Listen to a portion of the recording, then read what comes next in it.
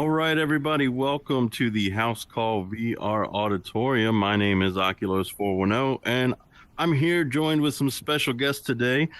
Obviously, we are enjoying this amazing auditorium. We've got some amazing guests here that are going to be participating in some questions when we have the opportunity. But of course, on the live stream, make sure that you're dropping your questions as well. If you've got any comments about the topic today, which is about laughter and about being the best medicine for the soul, and a lot more topics that we're going to talk about with our special guests.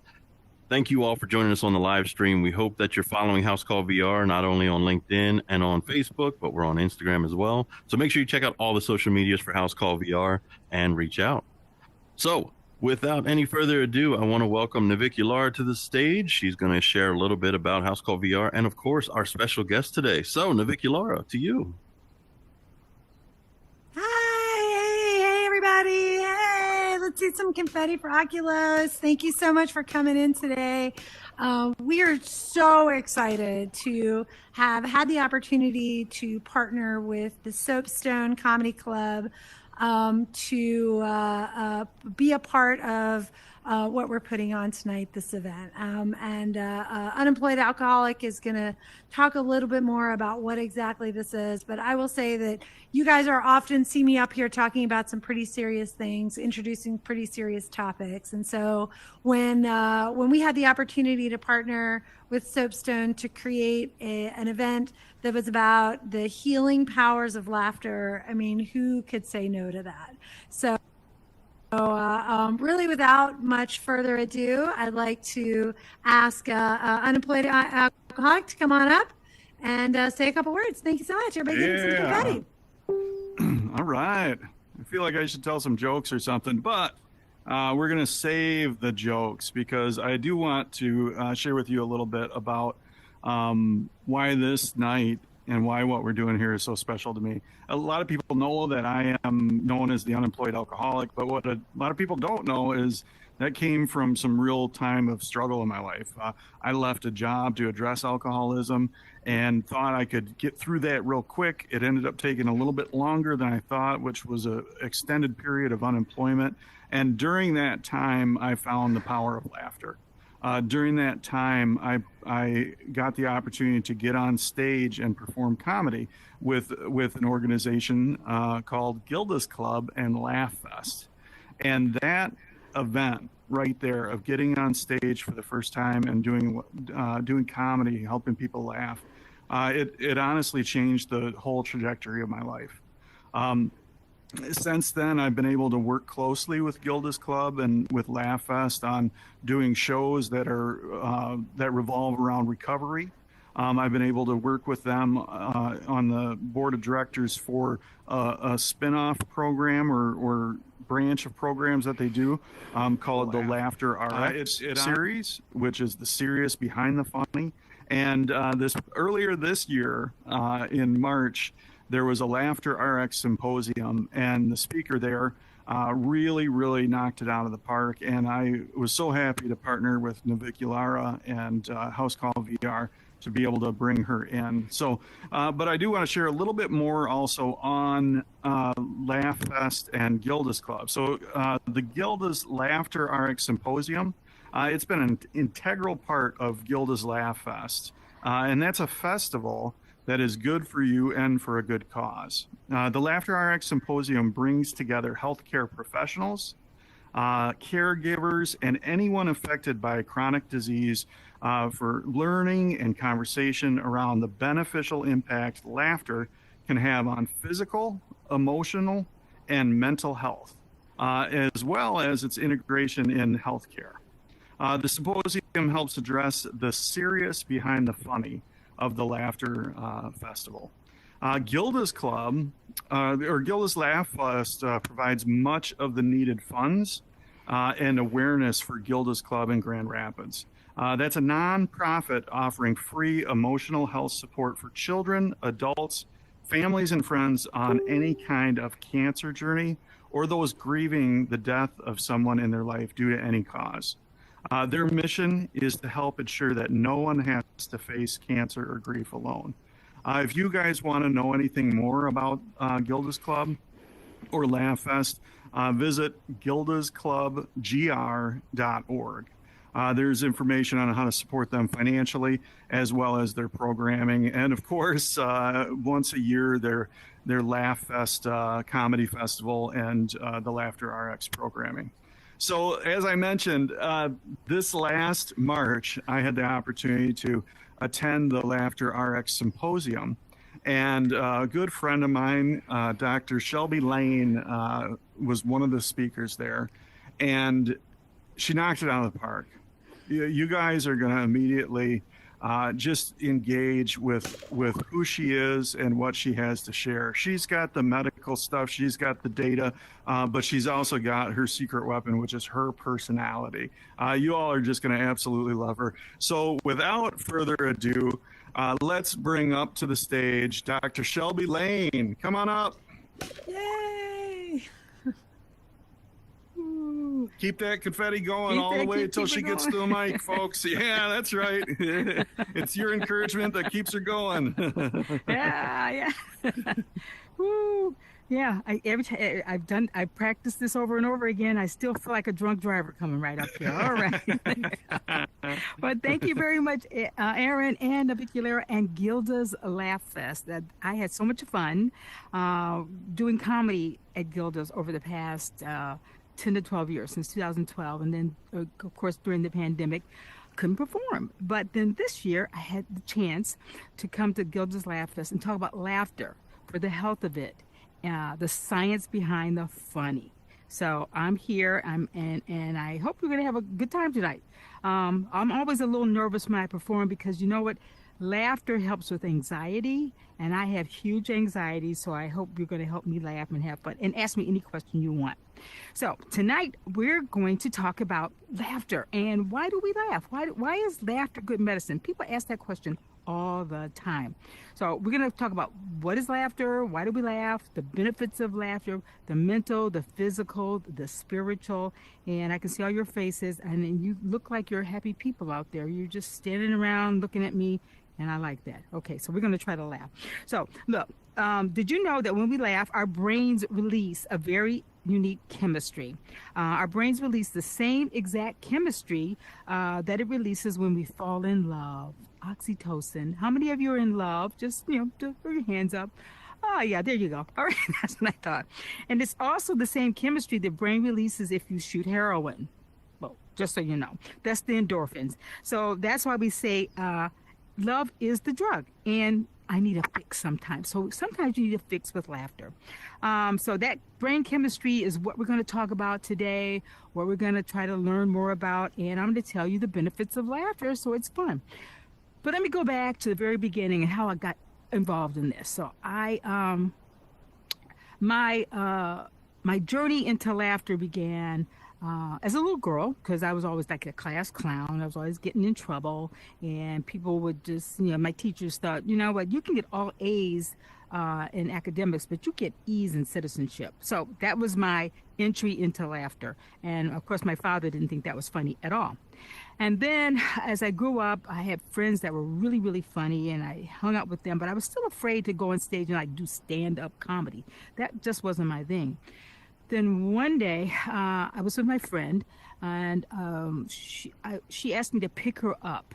And I said, okay, I'll pick you up, because she had just had surgery, and she wanted me to take her to pick up her car. And I picked her up, and I said, oh, by the way, you're going to have to go to like a wake with me. You're going to have to go because a person at work had died, her husband. And so I took her to the wake, and she walked in there, and she just stood there, and she just signed the book. Like she was part of the family or friend. I said, you don't even know that person. Why are you even signing the book? And she was just so funny and crazy. I'm like, okay. So then we left, and I took her to pick up her car, I'm from Detroit. So I took her to pick up her car in the suburbs. And right at that moment, we started laughing and talking. And she said, oh, well, I'm going to LA tomorrow. I said, you're not going to LA, you're going to Chicago. And then I said, that's kind of strange. And so then we left, we parted. And as soon as it was January. It was 21 degrees below zero. And as soon as she left, she spun out on the road, And I'm like, that girl is so crazy. Look at her. She just can't even drive. Sort of like me tonight. And so then at that point, I got a call. I got home. I got a call from my mother, and my mother said, "You've got to get to the hospital." So I'm an emergency physician. And I got to the hospital. She said, "Your friend was shot. Jackie was shot." I'm like, this can't be true. This can't be true at all. And so I got to the hospital. I drove there. My husband took me. We got to the emergency room, and I was greeted by the police, security in the emergency room, a nurse, and the chaplain. And they looked at me and they said, "I'm sorry. You can come to the back." The doctor sat down with me and said, "I'm sorry, but your friend is dead." And I just started, I couldn't imagine. We were laughing and joking like 20 minutes prior to that, just laughing and joking. I just couldn't believe it at all. And so I just went in the room, and there she was. She was just not alive anymore. I was like, no, this can't be happening. This can't be happening. So it was true. It was true. And all I can remember is us talking about Oprah and Whoopi Goldberg and laughter, and how laughter is such good medicine and how it's good for you. So I went to her funeral, and then shortly thereafter, I couldn't stop crying. I just couldn't stop crying. So I asked my sister and my husband, so I was outside of the cemetery, banging on the gates, trying to get in. And I said, please take me to the comedy club. So they took me to the comedy club. And it didn't seem real to me because I sat there, and then the comedian just started telling these jokes. And I don't know if they were funny or not, but I started crying. Then I started laughing, and then I started crying. Then I started laughing. My tears became laughter. My tears became cry. It was just overwhelming to me. And it was at that point that I realized that laughter and tears are the same emotion. They come from the same place. And that if I could make myself laugh, if I could figure out how to put laughter in my life for the rest of my life, then I would do it. And that's why I started studying laughter and being a comedian. And sometimes I'm good, sometimes I'm not so good, but it's still funny, and it's still a good thing to laugh. So laughter, why is it so good for us? Why are you here today? Look, all of you came out to talk about laughter, to listen about laughter. So you're going to be able to ask me some questions, but I'm going to go through this, what laughter does. Number one, laughter, 7 benefits of laughter, just 7. So by the time you finish with that, you'll have some idea of why laughter is good for you. It relieves pain. Did you know that? Laughter relieves pain. So if there's that's right, laughter relieves pain. If you got a lot of pain, just laugh. Laughter triggers the release of endorphins. Those are those chemicals in your brain and in your body, throughout the entire body. And one effect of the release of the hormone is that it increases pain tolerance. And so if there's hospitals in LA, and I work with my friend with Laugh MD, and they're putting laughter tablets in the hospitals and in clinics so that patients can have a little bit of laughter while they're getting a little bit of medicine, a little bit of surgery, and a little bit of angst because they're in the hospital. So it helps to relieve pain. One study had participants in which 15 minutes of laughter were shown in a group, and the pain tolerance increased 10% more than before the laughter. So for those who watched a comedy show alone rather than with others, their pain tolerance was also increased, but it was less than 10%. So they have some tiny studies regarding how laughter helps you. It's not big studies, it's not 40,000, 50,000 people, but they're starting to do more studies to figure out how laughter helps with pain. One of the persons who did a study of one, is Norman Cousins. It's called Anatomy of an Illness, and he had ankylosing spondylitis, and he was able, once he found out his diagnosis, which is severe curvature of the spine, severe pain, and severe arthritic pain, and he was told that he could have 6 months to live, maybe 6 months, maybe 3 months. He checked himself out of the hospital, out of the clinic, and he went and checked himself into a hotel, sort of like the Motel 6. And he turned on videos and of the Three Stooges, of Laurel and Hardy, and he laughed himself for another 10 years, increasing his pain tolerance and living longer. So it does increase and relieve pain. Next, number 2, it helps your heart. So if you like to laugh a lot, if you're laughers in here, just raise your hands. Just throw your hands up if you're a laugher. And if you're funny, raise your hands up. There you go. See, I got you in the audience, right?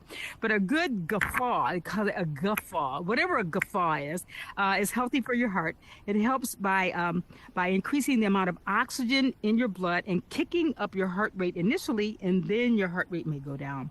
It also decreases arterial wall stiffness. So there was a study that was done at the University of Maryland, and they measured arterial wall stiffness, and they found out that laughter would help to like raise your blood pressure initially, and then it would go down.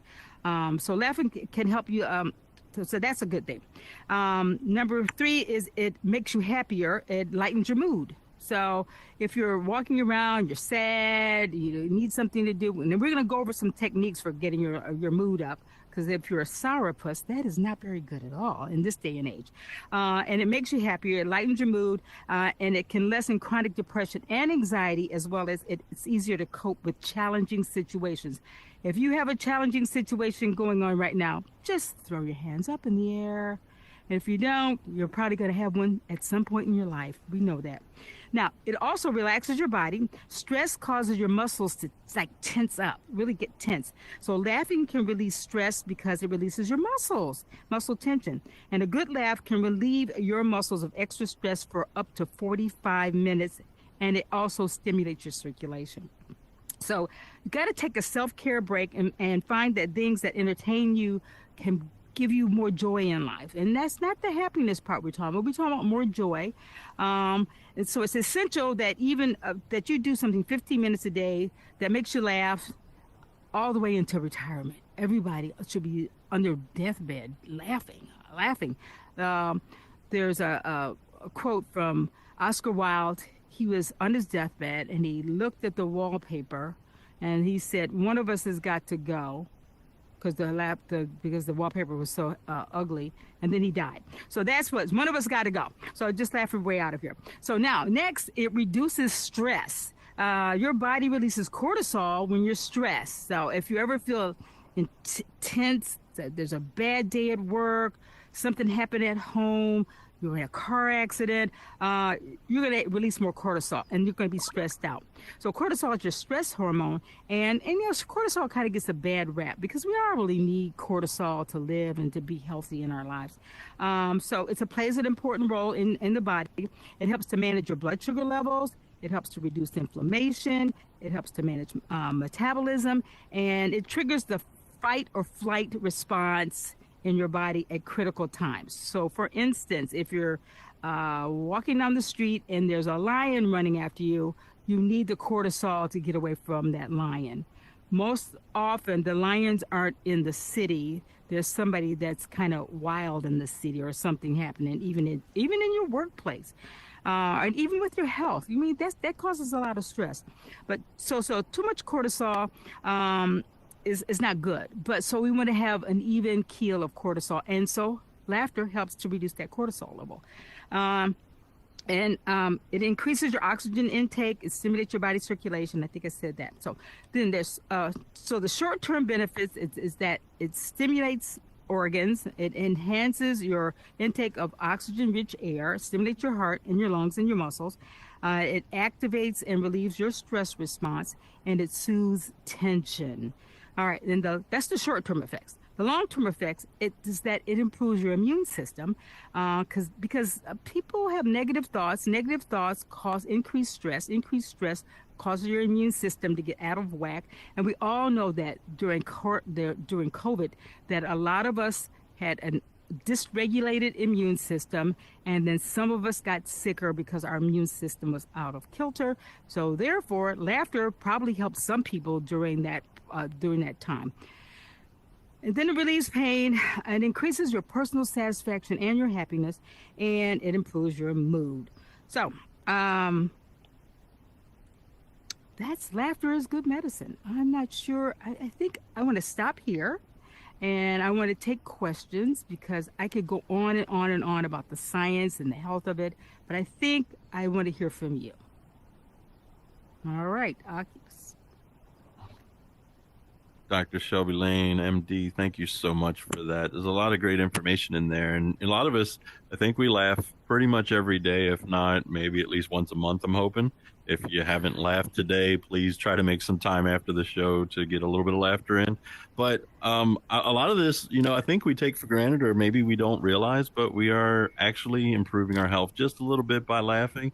And I love the story that you shared in the beginning to kind of relate to all of the things that people go through in their lives. So thank you for that. If you have any questions, if you have any comments, if you want to share something about times where laughter actually helped you in your life, please feel free to share. We'd love to hear from you. So come on up. And same thing for those in the live stream. If you have a story to share, if you have a question, please feel free.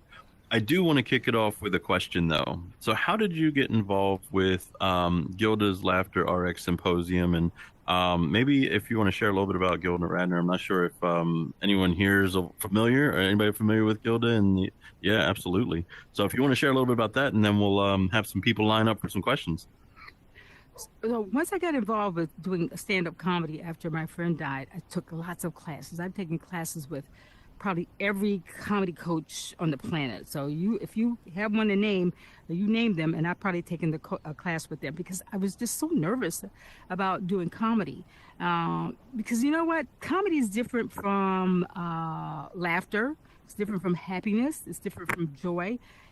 Every intention is to make you laugh.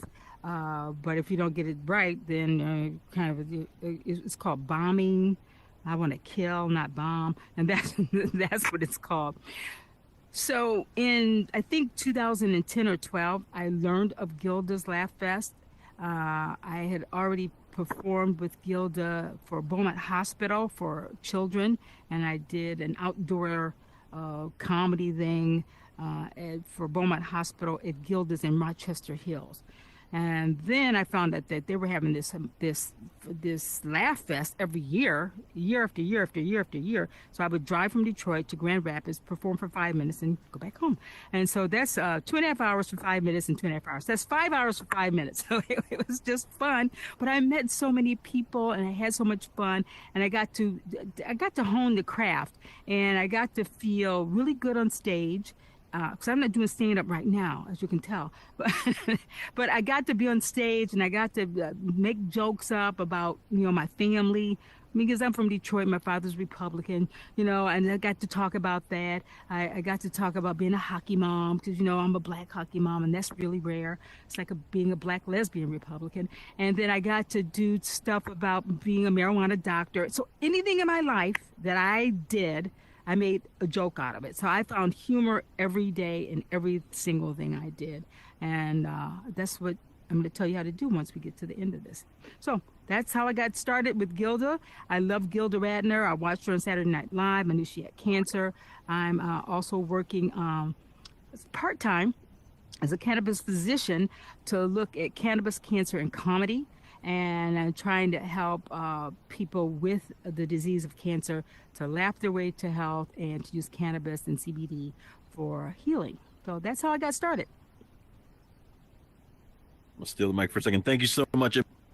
Unmute and then ask your question or share your comments.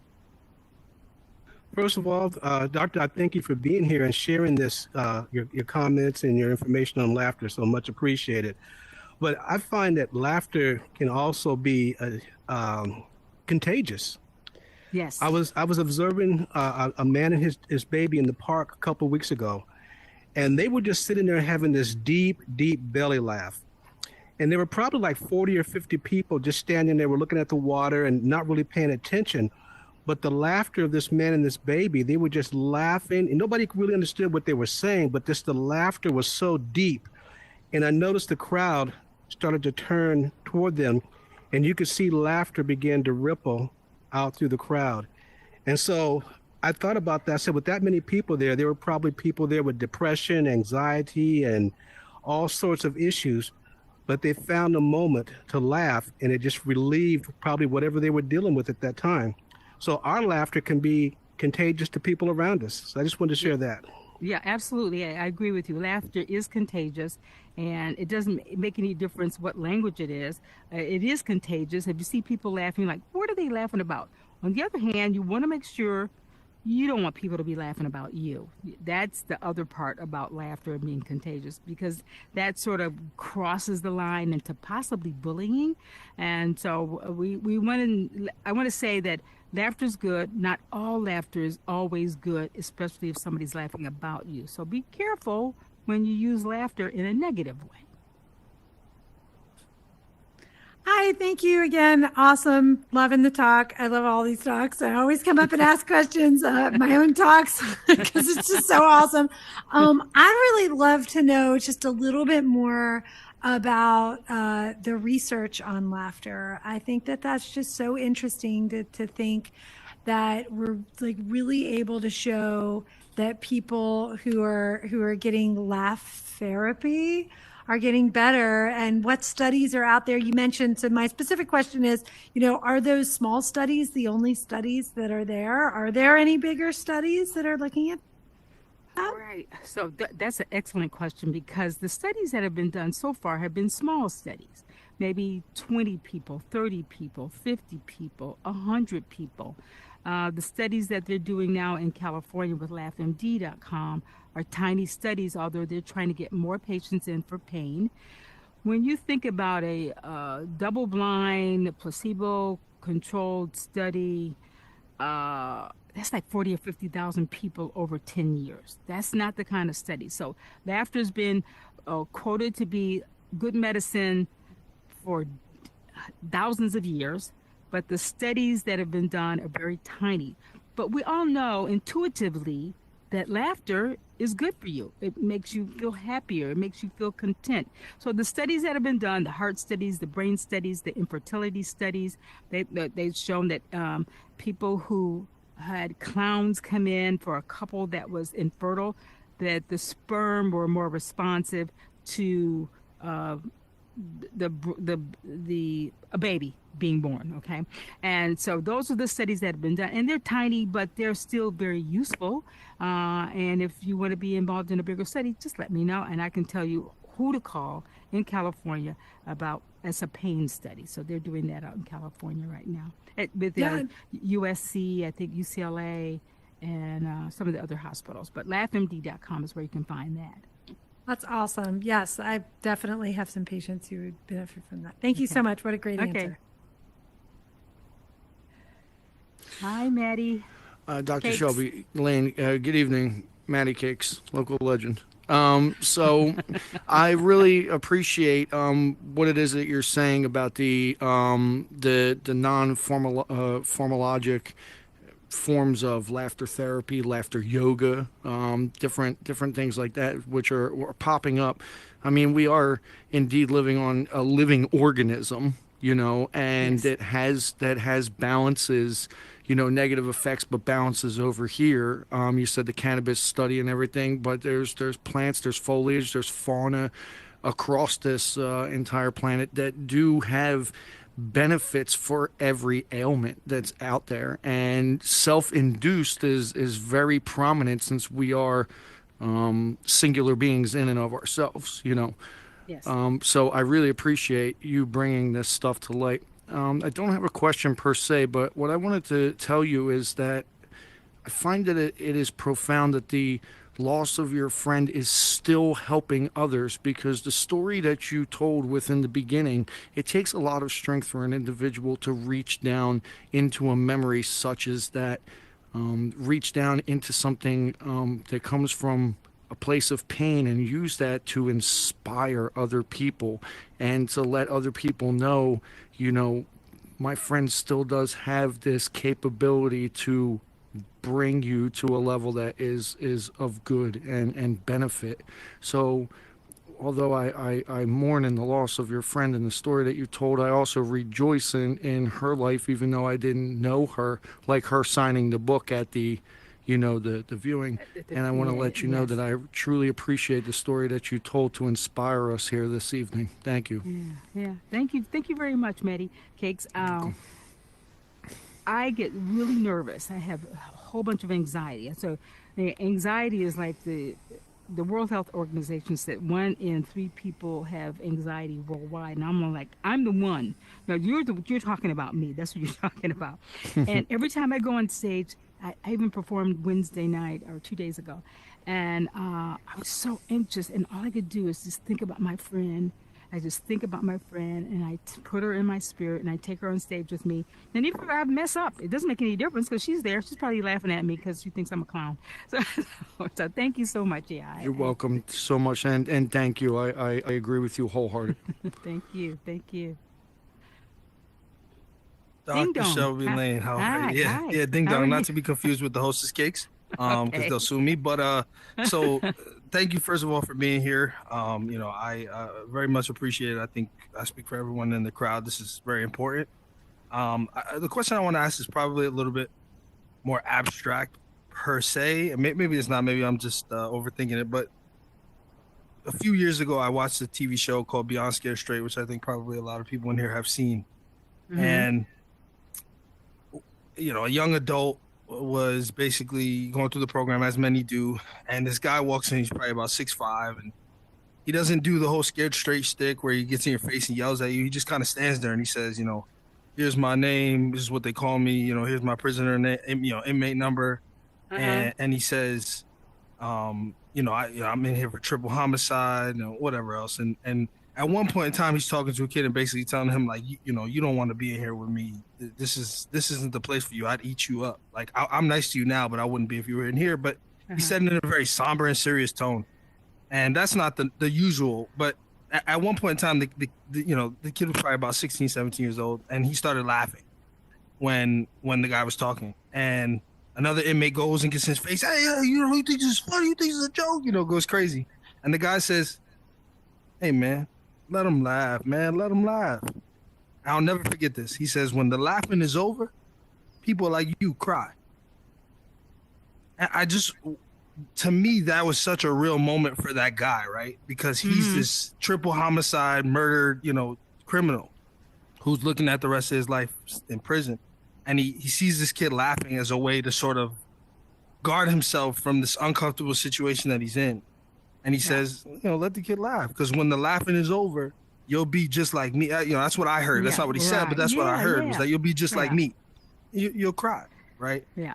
I just wanted to know from your experience and from what you see, is there sort of a line, right, where you have to be careful on how you utilize laughing to sort of further your health, to sort of for your own prosperity, right? And not get into this mode where you sort of utilize laughing as a coping mechanism that you become infatuated with, so that everything becomes like this joke. Right. And I was just wondering if maybe you could talk a little bit about that or speak to that at all. So laughter has a benefit. It's sort of like a social way of responding to people. So you can look at people who have no emotion. So people with right brain injuries don't laugh the same way as people who have never had a brain injury, because that the right side of your brain controls laughter according to the data. And so sometimes we laugh, we giggle, we smile, we belly laugh when something really hits a nerve, but sometimes used as a coping mechanism. And it's like I said before, it's sort of like a negative response to a situation when you laugh at someone. And some people use laughter just to cope with things. So I've frequently talked to patients, and then all of a sudden they'll just like and just laugh. I'm like, why are they laughing? So I even ask myself, why are they uncomfortable with being in a doctor's office with a doctor? Is that their mechanism for everything? Because you'll see people just and you may do it yourself. You may be uncomfortable. You may not have a response. So laughter goes across many spectrums in terms of how people use laughter in their lives. So I'm saying laughter is good for you, but sometimes it's not if it's not used appropriately. And if you can't figure out why you're laughing. So sometimes people can't figure it out. People with brain injuries don't laugh as much, and they don't laugh at the same thing. So remember that if you ever had a head injury and your right side of your brain is injured, you had brain surgery, that may be a possible response. And so in prison, I'm a prison chaplain, so I work in a prison in Detroit. It's interesting because the inmates, I'm cell block 215 to 219, Wayne County Jail, and we go in with prayer. and we try to make the guys laugh, and we just want to see a little bit of humor behind bars. That's what we want. I hope that answered the question. I don't know. Yeah, no, absolutely, absolutely. I Okay. just, thank you very much for that. I really appreciate it. And again, thank you Alright. for being here. Thank you, Ding Dong. Hi, Pat Hi, Parker. Doctor. Hi. Hi. I can't hear you.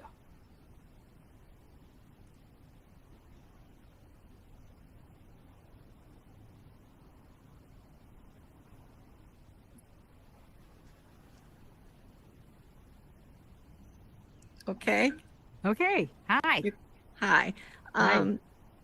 You were talking about grief and cancer, and it struck me because my husband died in December of cancer, and I've sorry. noticed on Facebook every once in a while I'll catch, I'll start laughing. I'll find something that's amusing or funny or cute, and I feel so much better when I'm laughing. And my question to you, though, is where do you go or what do you do to find more things that are amusing, and so that you can have more laughter in your life? So I'm going to ask you, what do you do? What gives you joy and pleasure, and what do you do? What makes you laugh? I'm going to ask you that first, and then I'll go do a kind of a list of things that people can do. I'm really not sure. All kinds of things. A lot of things that I think are really adorable have to do with the dogs and the cats and the on Facebook. But I never liked slapstick comedy that much. Uh-huh. I don't find that funny, but I do like subtle humor. It really gets to me. Yeah. So this is what people can do. There's laughter yoga. I think somebody mentioned that. I forgot.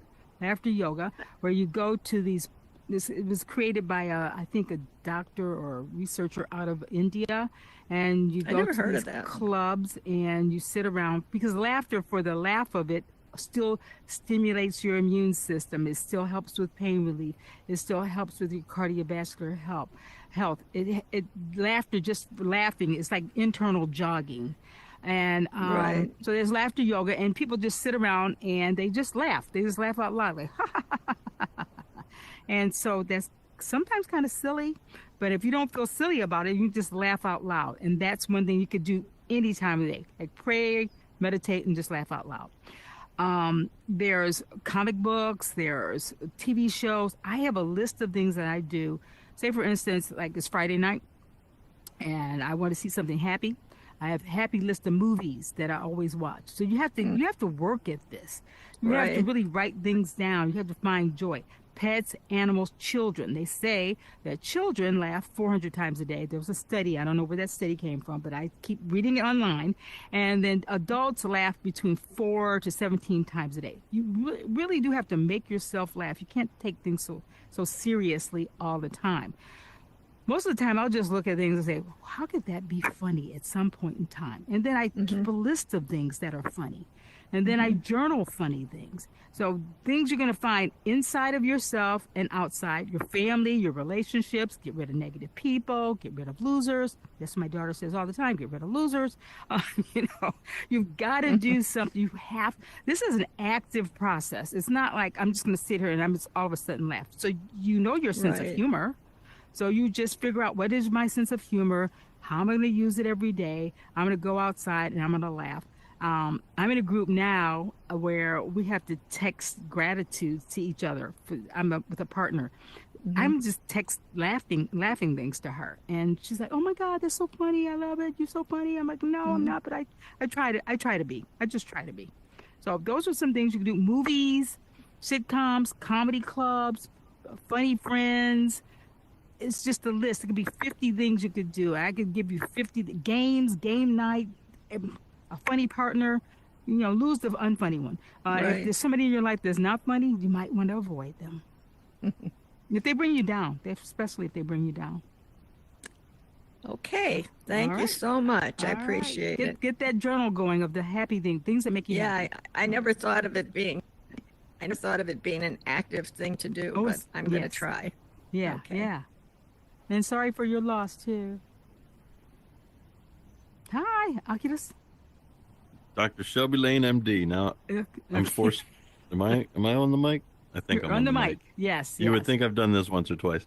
So, Dr. Shelby Lane, MD. I'm just going to keep calling you that because it's right in front of my face. I got the name wrong. Right. So remember we talked earlier. MD stands for medical diva. Medical All right. diva. So there you go. And it took That's a lot right. to get to be medical diva. It took Oh, a man. lot. A lot Well, of stress. I don't have the patience or the focus to go after that MD, so I will just be just the host. But so we do have a question in the chat, and before we Okay. get to that question, I just want to say, obviously I'm not going to be able to give a great of an introduction like Matty Cakes did. That was incredible, and his question and his thoughts were incredible as well. But it's similar to what we've been hearing is that we hear about people who have experienced loss, looking for some joy and some happiness in our lives.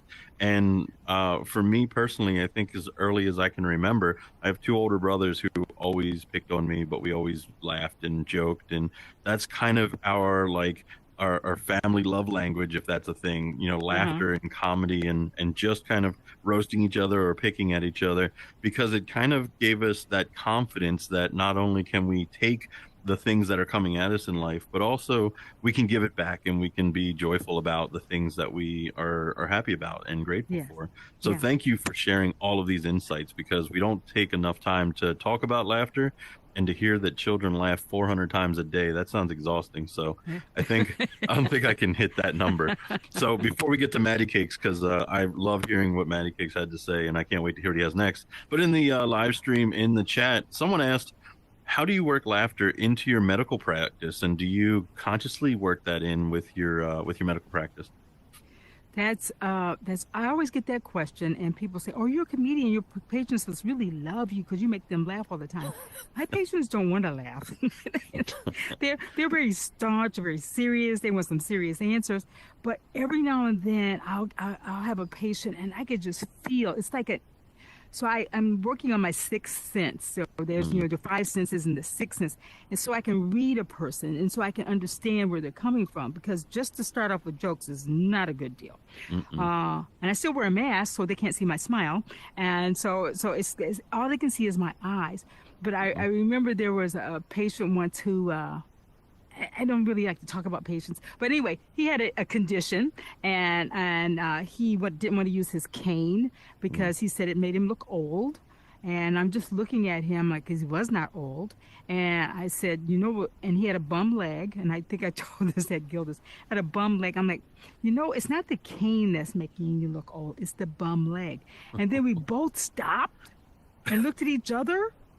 And then we burst out laughing. I'm like, oh my God. I said, I'm so sorry. I said, I just want you to know you really do need your cane. It's not about looking old or anything like that. And every now and then, because I feel like I'm more serious than humorous in the medical situation, but I'll find ways to make people laugh or smile or find some humor in in the story they just told me. And you just have to be ready to listen to people, which, as a doctor, that's not always our biggest strong suit. And just as a personal question, how tempting is it when somebody comes in and says, it hurts when I do this, and you just want to say, well, then don't do that? I don't do that. I hope that wasn't real. That's a good joke, but I don't do that. I used to. I got slapped. Okay. All right, Matty Cakes, come on up. All right, Matty Cakes. From you.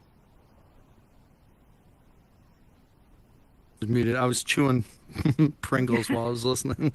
So, so I forgot to say something last time I was up here. You used the word guffall, which is derived from Scots, and for those, because a lot of people, I was sitting over in the corner, a lot of people started turning around as if you were introducing someone named Guffall who was walking in the room. Everyone started turning around. No, a Guffall is a very verbose, boisterous laugh. I just wanted to say that. And while I was standing in line, I actually got inspired, and thank you, Oculus, for all the nice things that you said. Ms. Pat Parker, that was a really great response that you received. thought in and of itself is a living being that is birthed into fruition, to tangibility, right? So writing things down that make you laugh is amazing. So I definitely want you to take that advice, please. Yeah. Because one of the things that I can't stand is when, like, I'm at work and some guy thrusts his phone into my face and he's like, dude, look at this video, it's so funny, and the video is not funny. Like, my definition of funny is different from yours and yours and yours. Yes. And it's like, dude, get that thing out of my phone, I don't want to see that. But I like what you said about your patients, because I have 4 herniated discs in my spine that actually made me bedridden for 7 months at one point in my life. And it was after I got help from that, I was really focused on positivity, because I don't think people realize the mental and emotional impact that your body takes when you're going through something detrimental and physical. Right. It really destroys your willpower and everything. Right. It just messes you up.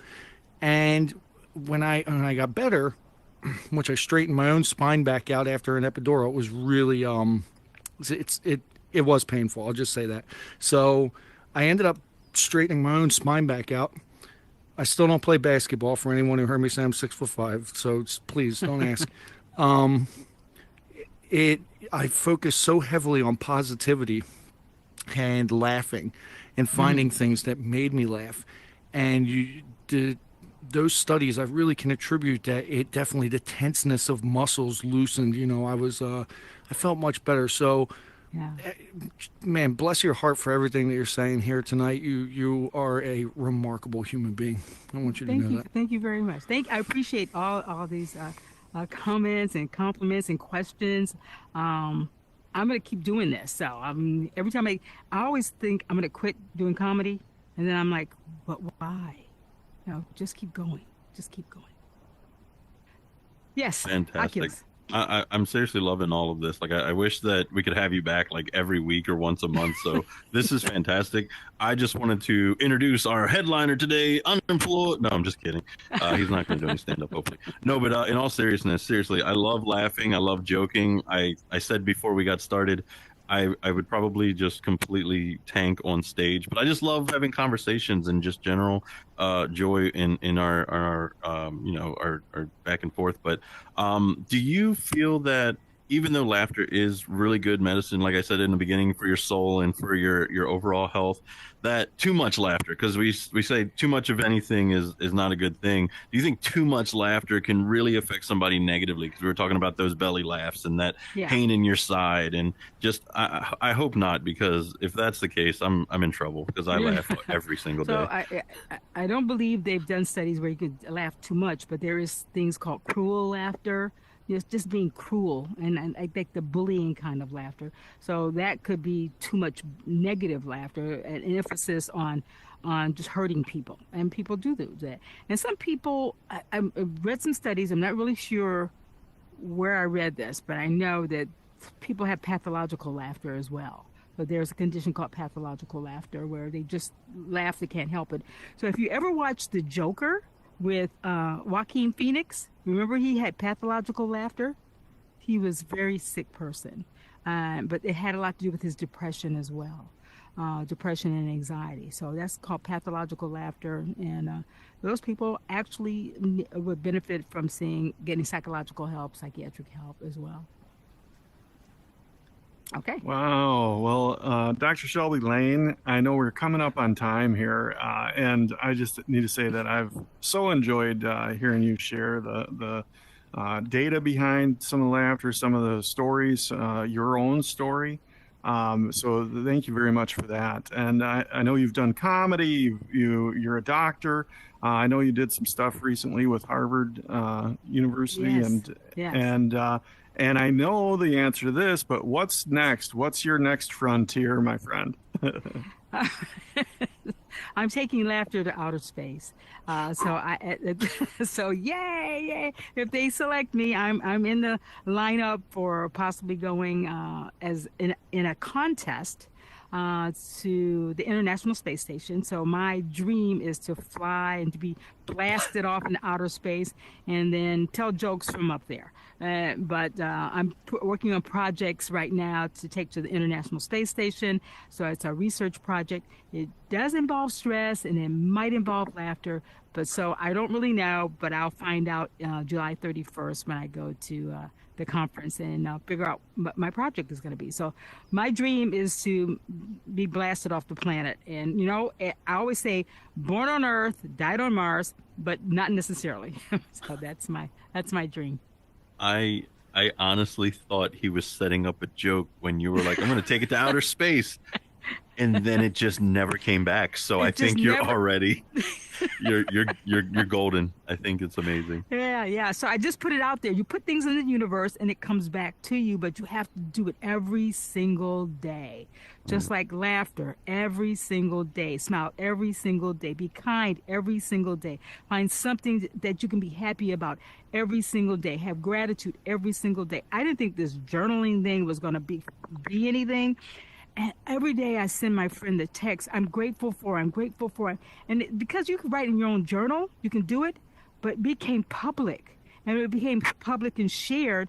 It gave me energy inside. And then every time I said, I went on stage and I bombed last night, she said, oh, but that's good for you. So it's a thing. It's really a thing. You have to practice it. You have to do it. You just can't say it's going to come to me. It's not coming to you. It's inside of you and you got to let it out to the world. You have to make other people happy, make yourself happy. And don't worry about people making you happy. Just make yourself happy.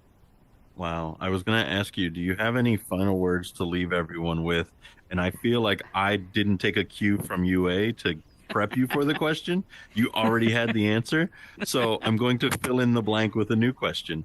So Okay. I imagine that when we mention people who have gotten through tough times, people who have anxiety, people going through depression, and someone shared their story of how they're looking for joy.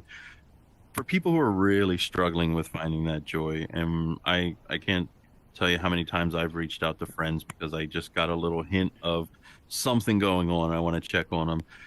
Do you have any advice for anybody out there that's struggling to find that joy and that laughter and just something to give them more to want to that little bit of that joy in their actual chemical makeup to continue to strive to find that joy? So I'm in a group right now, I said earlier, and it's a space group. And the biggest question that we had in the beginning 9 weeks ago was, why did you come to Earth? What is your mission here on the planet? Why are you actually here? Search for your mission. Even if you're depressed, there's got to be something in your life that you want to live for. And seek relationships, seek support, seek friendship. Support was the biggest thing I learned in this. It's not about going to space or anything. It's whatever your mission is, you need support. You need help in your life. I need help. I need help every day. Why would I have 22,000 comedy coaches if I didn't need the help? So I get the help, and I'm not afraid to admit that I need help every single day. I need help just finding laughter. But you know what? I'm looking for it. So I think that is what people who are suffering from depression and anxiety, what I learned yesterday in the group was get rid of negative people. Just get them out of your life if you can. I know some people can't. Some people are in prison. Some people don't have people to visit them. Some people are in hospital. Some people are dying and they're in hospice. But you know what? Look up. Look for the light. This is my favorite saying. Laugh and the world laughs with you. Weep and you weep alone. For the sad old earth must borrow its mirth, but has trouble enough of its own. Look inside. Laughter is with you. Laughter, happiness, and fun are everywhere. Wow. I had no idea that I would hear half of what I heard tonight. Thank you so much. Navicular, if you want to come up here and kind of close it off, and then we'll close out the live stream. Thank you, Thank you. Dr. Shelby Lane. Fantastic. Goosebumps everywhere. Thank you. Thank you. Let's get some confetti going, guys. And I really thank you, as always. The amount of real, true, profound connection that happens here, even though we're in the metaverse, is always astounding. And thank you, Dr. Shelby Lane, for facilitating that conversation. So thank you so much. Thank you, everybody. Thank you very much. Thank you. Thank you for coming. Let there be And joy thank in you, your of life. course, Let there be to joy. Unemployed Alcoholic and Soapstone, and of course for Gilda's Laughter RX for making this all possible. We really appreciate that. Thank you very much. Thank you. I enjoyed this. Thank you very much.